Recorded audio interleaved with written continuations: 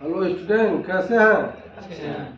तो आज हम लोग जो है अब इस सिलेबस को दोहराते हुए क्रम में चल रहे हैं।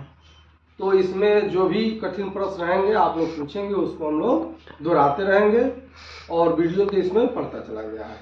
तो आज हम लोग देखेंगे chapter 1 real number. Chapter 1 real number वास्तविक संख्या का एक महत्वपूर्ण प्रश्न है।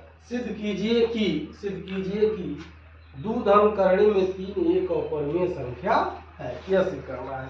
तो सबसे पहले हम लोग कल्पना करते हैं, मान लेते हैं, माना दो धन करणी में 3 एक परिमेय संख्या है। और परिमेय सिद्ध करना है तो हम लोग क्या मानेंगे? परिमेय मानेंगे।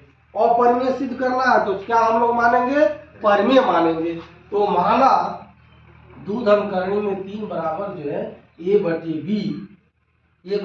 बी, जहां ए बी सह-अभाज्य मतलब इसको यह काटता, ठीक, कट जाता है, इससे सह-अभाज्य संख्या है।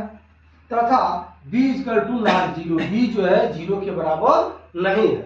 b जो है 0 के बराबर नहीं होना चाहिए। और जो है b 0 हो जाएगा तो क्या हो जाएगा? अनंत हो जाएगा, ठीक, इनफाइनाइट हो जाएगा। इसलिए जो b 0 के बराबर नहीं होना चाहिए। अब हम लोग क्या करते हैं, ये करणी वाला पद को इधर रखते हैं और इसको इस साइड में जाते हैं।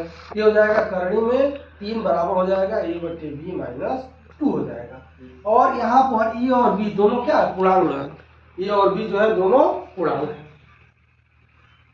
इसलिए चूंकि ये भी पूर्णांक है, इसलिए जब इसको क्या कर दिया जाए, इसको लॉसा ले लिया जाए तो यह b हो जाएगा और ये हो जाएगा क्या? a - 2b/b। एक परिमेय संख्या है, यह एक जो है परिमेय संख्या है। अर्थात यह जो है यह बराबर है क्या? करणी में 3 की। और यह क्या है? परिमेय संख्या है। क्या है? परिमेय संख्या है। तो यह इसी के बराबर यह है, तो यह भी परिमेय संख्या होना चाहिए, नहीं होना चाहिए? इसलिए करणी में 3 जो है क्या हो जाएगा? अर्थात करणी में 3 एक परिमेय संख्या है।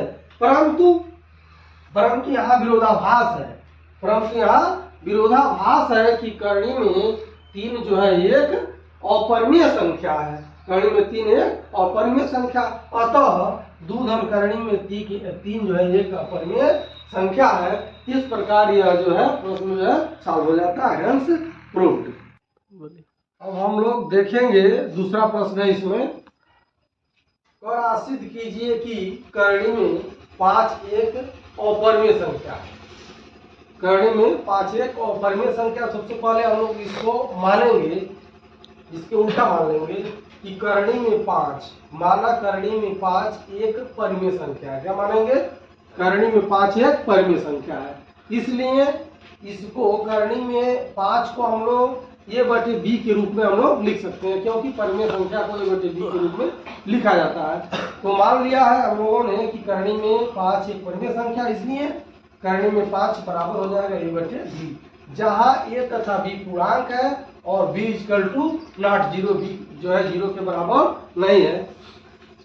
a तथा b जो है सह-अभाज्य है। a तथा b जो है सह-अभाज्य है। अब हम लोग क्या करेंगे, इसको इधर मल्टीप्लाई कर देंगे। मल्टीप्लाई ये हो जाएगा a this implies that a करणी में 5 b हो जाएगा और ये हो जाएगा इक्वेशन नंबर 1। अब क्या करेंगे, स्क्वायर ऑन बोथ साइड, दोनों पक्षों का क्या करेंगे? वर्ग कर देंगे। ये हो जाएगा a स्क्वायर हो जाएगा, ये करणी में 5 का वर्ग और 5 हो जाएगा और ये हो जाएगा b स्क्वायर। अर्थात a स्क्वायर हो गया 5b²। दिस इंप्लाइज दैट ये स्क्वायर 5 से विभाजित होता, ये स्क्वायर 5 से विभाज्य है, इसलिए ये भी 5 से विभाजित होगा। इसलिए ये भी 5 से विभाजित होगा। अब हम लोग दिस इंप्लाइज दैट ये मान लेते हैं a = 5c, जहां c एक पूर्णांक है, अब हम लोग क्या करेंगे, समीकरण 1 में a बराबर 5c रखेंगे। समीकरण 1 में a बराबर 5c रखेंगे, इसमें हम लोग आ जाएंगे। तो यहाँ a की जगह पर हम लोग क्या लिखेंगे? 5c, ये हो जाएगा 5c और इसको समीकरण नंबर 2 मान लेंगे। अब क्या करेंगे, दोनों पक्षों का वर्ग करते हैं। क्या करेंगे? दोनों पक्षों का वर्ग करेंगे। ये 5 × 25 c² हो जाएगा और इसका वर्ग करेंगे तो 5 होगा और ये b हो जाएगा। ये बन जाएगा समीकरण नंबर 3। तो बी स्क्वायर जो है 5 से विभाज्य है। क्या है? 5 जो है बी स्क्वायर जो है 5 से विभाज्य है। इस प्रकार 5 और बी को भी विभाजित करता है। इस प्रकार 5 बी को भी विभाजित करता है।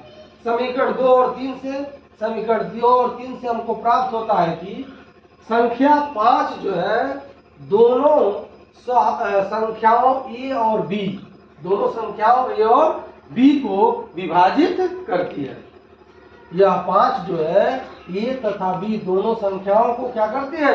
विभाजित करती है। दिस इंप्लाइज दैट ए तथा बी का एक उभयनिष्ठ गुणनखंड 5 है।